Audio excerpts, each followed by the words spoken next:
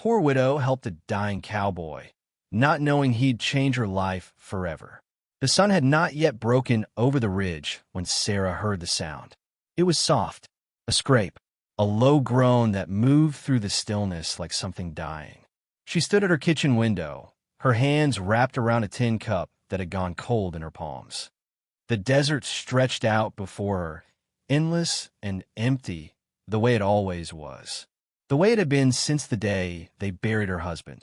She set the cup down slowly. Her chest tightened. The sound came again. Sarah moved to the door and opened it just enough to see. The morning light was pale and thin, casting long shadows across the porch. And there, slumped against the wooden post like a man who had run out of reasons to stand, was a cowboy. His hat lay beside him in the dust. His shirt was dark with blood. His face was turned toward the ground, and his breathing came in shallow, broken pulls. He didn't move when the door creaked. He didn't look up. For a long moment, Sarah just stood there. She had seen men like him before. Men who rode hard and lived harder. Men who carried guns on their hips and trouble in their eyes. Men who took what they wanted and left nothing but grief behind them. Her husband had died because of men like him. Shot in the back outside a saloon in a town she would never return to. A senseless death. A widow's curse. She should have closed the door. She should have turned away and let the desert take him. But she didn't. Something in the way he lay there, so still, so silent, pulled at something deep inside her chest. He wasn't fighting. He wasn't cursing or shouting. He was just waiting for the end to come.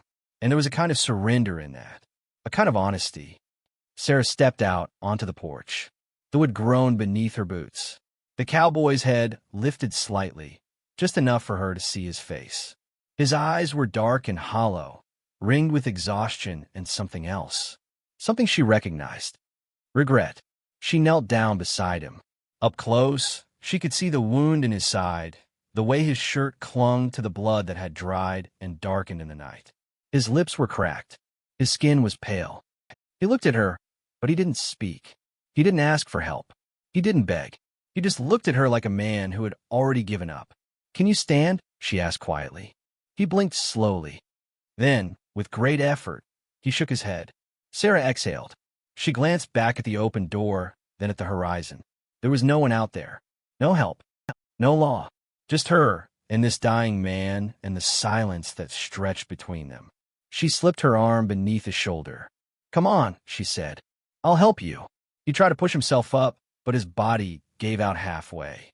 Sarah held him, her hands pressing into the rough fabric of his shirt, and together they stumbled through the doorway.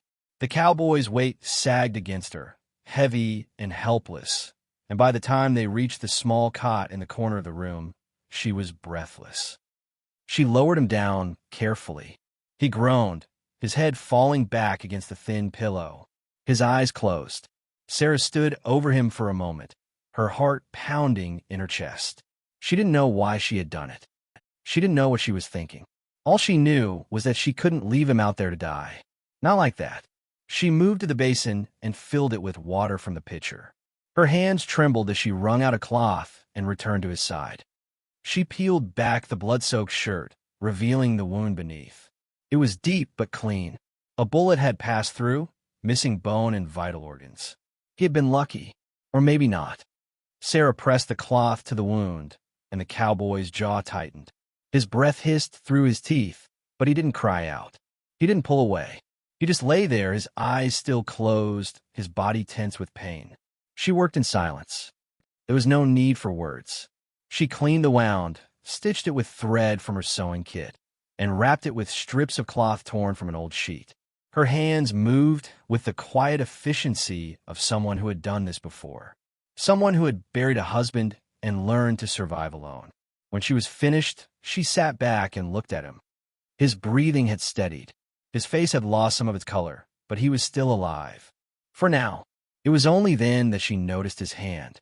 It was clenched into a fist, resting on his chest. His fingers were tight, holding something. Sarah hesitated, then gently pried his hand open. A photograph fell into her palm. It was small and worn, the edges soft from being carried too long. The image was faded, but she could still make out the face of a little girl. She was maybe 5 or 6 years old, with dark eyes and a shy smile. Her hair was braided. Her dress was simple, and she stood in front of a house that looked like it had once been loved. Sarah stared at the photograph. Her throat tightened. The cowboy stirred. His eyes opened slowly, and he looked at her. Then he looked at the photograph in her hand. His expression didn't change, but something flickered in his eyes. Something raw. She yours? Sarah asked softly. The cowboy's gaze drifted to the ceiling. He didn't answer right away. When he finally spoke, his voice was rough and low. Was. Sarah set the photograph on the table beside the cot. She didn't ask anything else. She didn't need to. She had heard that tone before. That kind of loss. That kind of distance. She stood and walked to the window. Outside, the sun was beginning to rise, painting the desert in shades of gold and red. The wind stirred the dust, carrying it across the empty land. Everything out there was quiet. Everything was still. But inside, something had shifted. Sarah didn't know this man. She didn't know his name, or where he had come from, or what he had done. But she knew what it felt like to lose someone. She knew what it felt like to carry something you could never put down. And as she stood there, watching the light spread across the horizon, she realized something else. She wasn't going to let him die. Not yet. The first day passed in silence. Sarah moved through her small house like a ghost, her footsteps soft on the wooden floor. She boiled water. She changed bandages. She pressed cool cloths to the cowboy's forehead when the fever came, and she watched his chest rise and fall in the thin light that filtered through the window. He didn't wake. Not really. Sometimes his eyes would flutter open, unfocused and distant, but they never settled on anything. He would mutter something low and broken, words she couldn't understand, and then he would slip back under. His body burned. His skin was slick with sweat, and Sarah worked in the quiet, her hands steady, her face empty of expression. She had learned long ago not to feel too much. By the second day, the fever worsened. The cowboy thrashed in his sleep, his head turning from side to side, his lips moving with words that had no sound. Sarah held him down gently, her hands on his shoulders, her voice low and calm. "You're safe," she said, though she didn't know if it was true. "You're safe." But he didn't seem to hear her. His hand reached out, grasping at nothing, and Sarah caught it without thinking. His fingers closed around hers, tight and desperate like a man drowning. She let him hold on. She didn't pull away. And after a while, his breathing slowed. His grip loosened, and he fell back into the dark. Sarah sat beside him for a long time, her hand still in his. Outside, the wind moved through the desert, carrying dust against the walls of the house. The sun climbed higher, then lower. The shadows stretched and shortened. And still she sat. She didn't know why. Maybe it was because she hadn't touched another person in so long. Maybe it was because his hand felt warm and real, and for a moment, she didn't feel so alone. Or maybe it was because she recognized something in him, something familiar. The look of a man who had lost everything. On the third day, he woke. His eyes opened slowly, and this time they stayed open.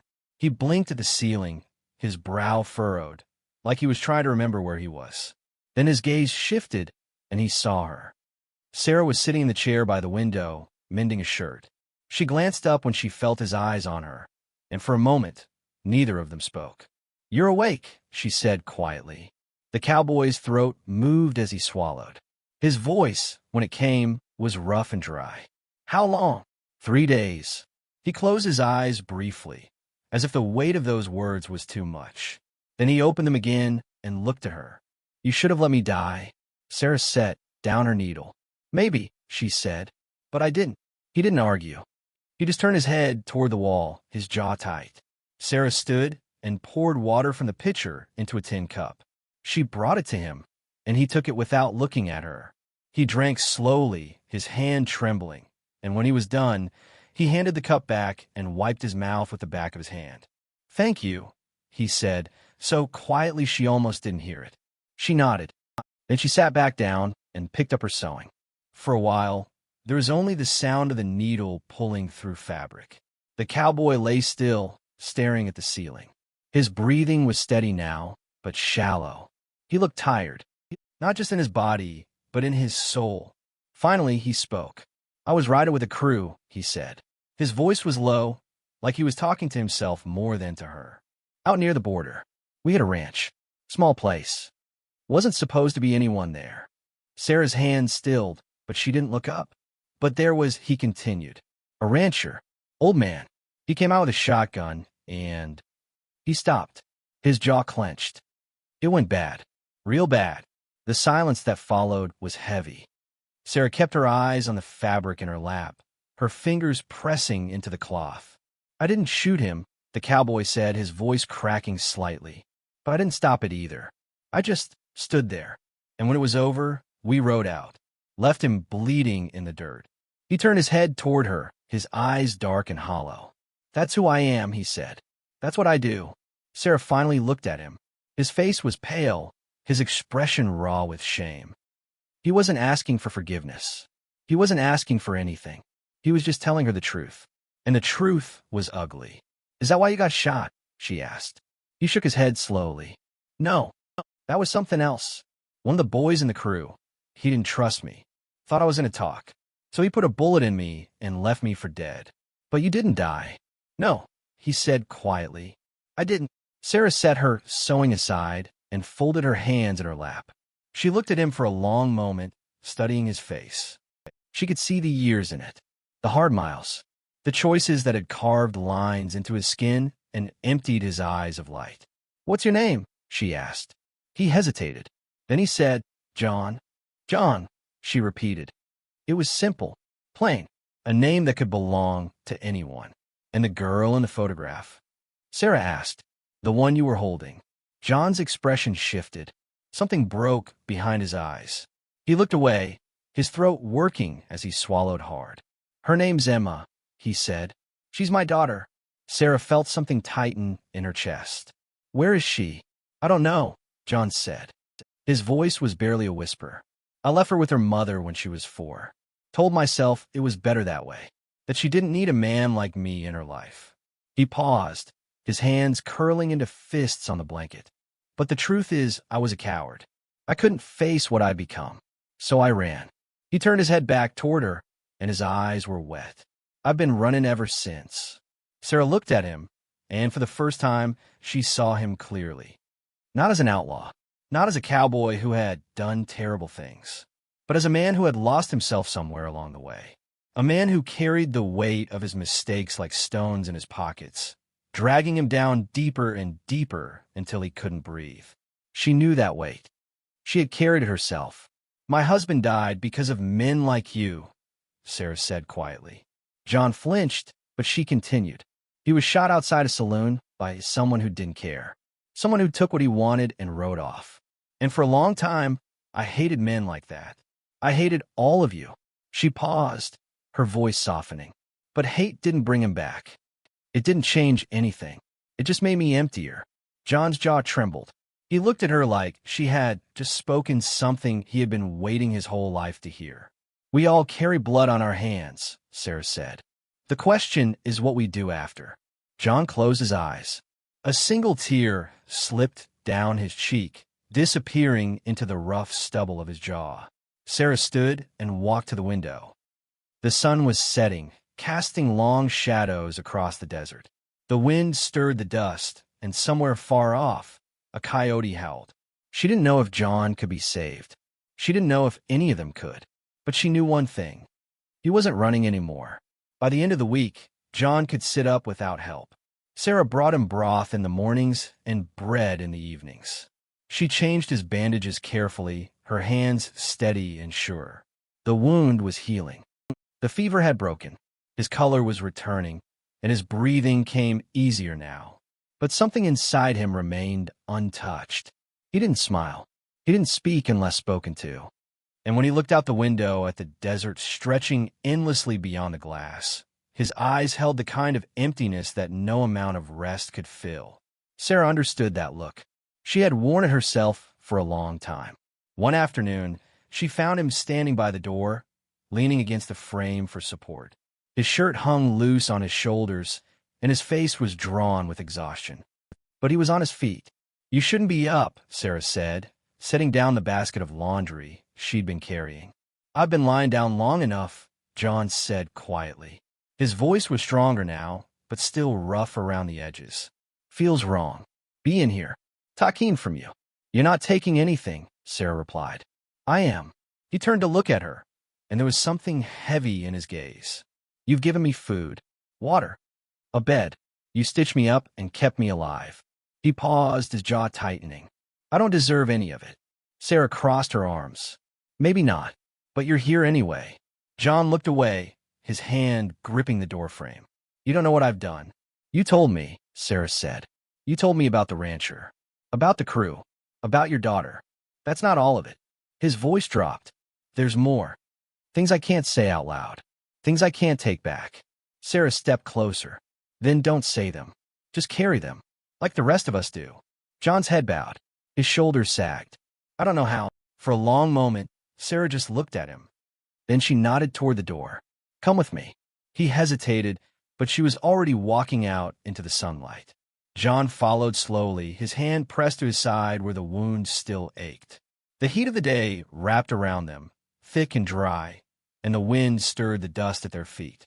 Sarah led him around the side of the house, past the small garden she tried to keep alive, past the empty water barrel and the rusted plow her husband had left behind. And then she stopped. Before them, beneath the shadow of a lone mesquite tree, was a grave. It was simple, a mound of stones carefully arranged, with a wooden cross at the head. The wood was weathered and gray, and the name carved into it had faded with time. But it was still there. Daniel Carter, beloved husband. John stared at it. His throat moved as he swallowed. "This is my husband," Sarah said quietly. "He was a good man. Worked hard. Loved me. Never raised his hand to anyone." She paused, her eyes on the grave. "He was shot in the back outside a saloon by a man who wanted his horse." John's jaw clenched. "I hated that man," Sarah continued. "I hated him so much it burned inside me. I wanted him to suffer. I wanted him to feel what I felt." She turned to look at John, but he rode off, and I never saw him again. And all that hate didn't bring Daniel back. It just made me alone. The wind moved through the mesquite branches, rattling the dry leaves. "I buried him here," Sarah said, "behind the house, so he wouldn't be far, so I could talk to him when the nights got too quiet." She looked down at the grave, her voice softening. "And for a long time, I thought that was all I had left. Just this stone and this silence." John's eyes were wet. He didn't try to hide it. "But then you came," Sarah said, "and I had a choice. I could let you die, let the desert take you, let you pay for all the things men like you have done." She paused. "Or I could pull you inside, and maybe give you a chance to be something else." John's voice broke. "I don't know if I can be." "Maybe not," Sarah said, "but you can try." She turned and walked back toward the house, leaving him standing there alone. John looked down at the grave, at the stones arranged so carefully, at the name carved into the cross. And for the first time in years, he felt something other than emptiness. He felt shame and sorrow, and the faint, fragile stirring of something that might have been hope. That night, Sarah sat by the fire while John lay on the cot. The flames flickered in the hearth, casting warm light across the room. Outside, the desert was dark and still, and the stars hung low in the sky like lanterns. John's voice came softly from the shadows. "I need to ask you something." Sarah looked up from the quilt she was mending. "What is it?" He hesitated. Then he sat up slowly, wincing as the movement pulled at his side. He reached into his pocket and pulled out the small photograph, the one of the little girl, Emma. He held it in his hands for a moment, his thumb brushing over the faded image. Then he looked at Sarah. "I can't go to her," he said. "I can't face her. Not after what I've done. Not after all these years." Sarah's hand stilled. "But she deserves to know," John continued, his voice trembling. "She deserves to know I didn't forget her, that I thought about her every day, that I—" He stopped, his throat closing. "That I loved her, even if I didn't know how to show it." He held out the photograph towards Sarah. "There's a town 2 days north, place called Silver Ridge. Her mother took her there after I left. She's probably still there. Probably grown now. But if you could take this to her. His voice broke. Please. Sarah looked at the photograph. At the little girl with the shy smile and the braided hair. Then she looked at John. At the broken cowboy who had stumbled onto her porch and into her life. She reached out and took the photograph from his hand. I'll take it, she said quietly. John's eyes closed. A tear slipped down his cheek. Thank you, he whispered. Sarah folded the photograph carefully and tucked it into her apron pocket. I'll leave in the morning. John nodded. He lay back down, his breathing shallow, his face turned toward the wall. Sarah watched him for a moment, then returned to her mending. Neither of them spoke again. When Sarah woke the next morning, the house was empty. The cot was neatly made. The blanket was folded. And on the table, beside the tin cup she had given him, was a piece of paper. Sarah picked it up with trembling hands. The handwriting was rough and uneven, but the words were clear. I don't know if she'll forgive me, but tell her I'm sorry. Tell her I loved her. And tell her I try to be better. Sarah's chest tightened. She looked toward the door, then out the window at the empty desert beyond. The sun was just beginning to rise, painting the horizon in shades of gold and red. He was gone, and all that remained was the promise she had made. Sarah left at dawn. She packed light, water, bread, a blanket rolled and tied to the back of her saddle, and in her pocket, wrapped carefully in cloth, the photograph and the letter John had left behind. Her horse was old but steady, a gray mare that had carried her through too many hard years to count. Sarah climbed into the saddle slowly, her body stiff from the weight of sleepless nights. She looked back at the house once, at the grave beneath the mesquite tree, and then she turned north. The desert stretched before her, endless and empty. The journey took 2 days, just as John had said. Sarah rode in silence, the sun beating down on her shoulders, the wind pulling at her hair. She passed through dry riverbeds and over rocky hills. She saw no one, no travelers, no ranchers, just the land, wide and still, and the sky above it burning blue. At night, she made camp beneath the stars. She built a small fire and sat close to it, her hands wrapped around a tin cup of coffee. The desert was cold after dark, and the silence pressed in around her like something alive. She thought of John. She thought of Daniel. And she thought of the girl in the photograph, the one who had grown up without a father. She wondered what she would say to her. She wondered if it would be enough. On the second day, just as the sun began its slow descent, Sarah saw the town. Silver Ridge was small, a scattering of buildings along a dirt road, with a church at one end and a saloon at the other. There were a few horses tied to posts, a wagon parked outside the general store, and a handful of people moving through the streets. It was quiet, the kind of town where everyone knew everyone and strangers were noticed. Sarah rode slowly down the main road, her eyes scanning the buildings. She didn't know where to start. She didn't know where Emma would be. But then she saw it, the church. It stood at the edge of town, simple and white, with a cross above the door and a small bell hanging in the steeple. The windows were open, and Sarah could hear the faint sound of someone sweeping inside. She dismounted and tied her horse to the post. Her legs were stiff, and her back ached, but she walked toward the church without hesitation. The wooden steps creaked beneath her boots. She paused at the door, her hand on the frame, and looked inside. A young woman stood near the altar, sweeping dust from the floor. She was tall and lean, with dark hair pulled back in a braid. Her dress was plain, and her hands were rough from work. She moved with the quiet efficiency of someone who had spent her life doing what needed to be done. Sarah stepped inside. The young woman looked up, startled. "Can I help you?" she asked.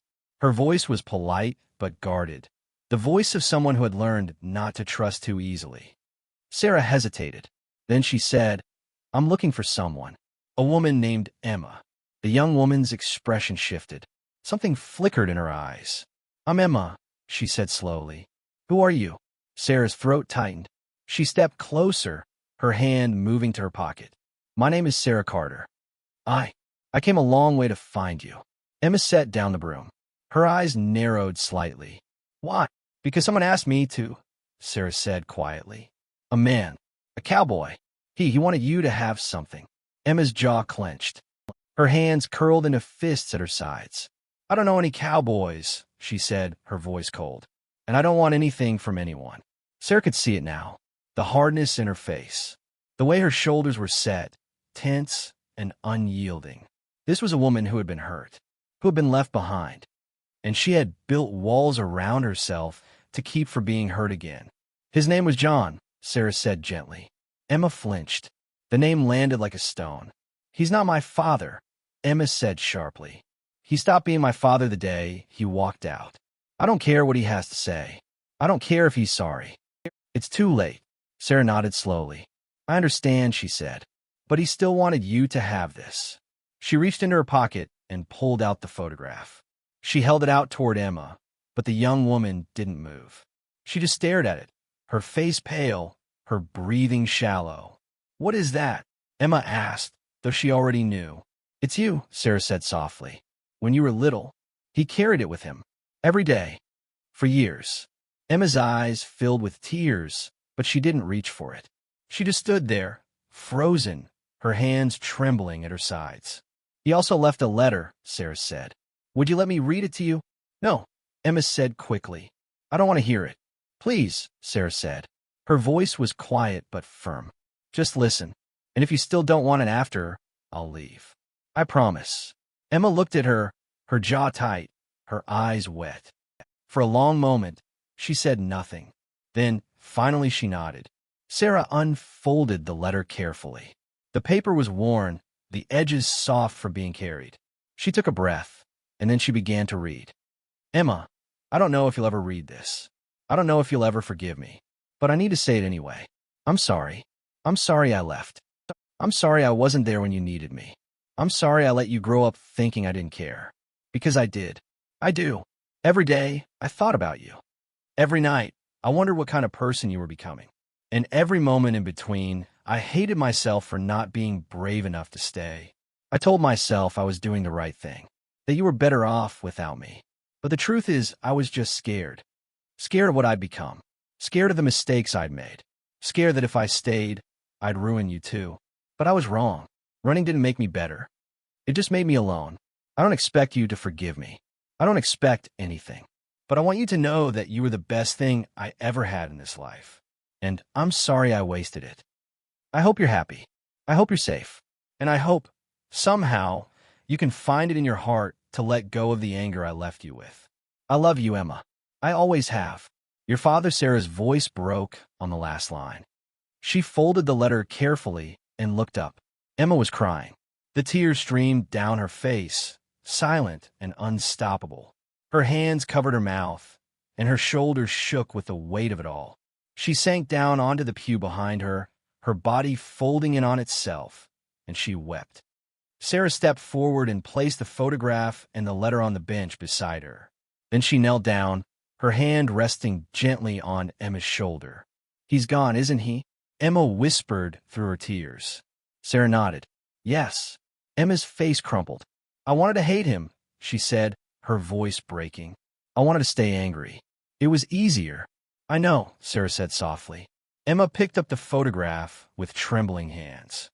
She stared at the little girl in the image, at the shy smile and the braided hair. And then she pressed it to her chest and sobbed. Sarah stayed beside her, her hand still on Emma's shoulder, and she said nothing. There were no words for this kind of pain, no comfort that could undo the years of silence and absence. But there was something else. There was forgiveness, not the kind that came easily, not the kind that erased the hurt, but the kind that made it possible to breathe again, to let go, to move forward. After a long while, Emma's crying slowed. She wiped her eyes and looked at Sarah. Why did you do this? She asked. Why did you come all this way? Sarah thought about it. She thought about John, broken and bleeding on her porch. She thought about Daniel's grave beneath the mesquite tree. And she thought about the weight she had carried for so long. Because I needed to, Sarah said quietly. For him, and for me. Emma nodded, her eyes red but clear. Thank you, she whispered. Sarah stood slowly. She looked down at the young woman, at the photograph still clutched in her hands, and she felt something shift inside her chest. Something light, something free. She had delivered more than a message. She had carried forgiveness across the desert, for John, for Emma, and for herself. And as she walked out of the church and into the fading light of the day, Sarah realized that the weight she had been carrying was finally gone.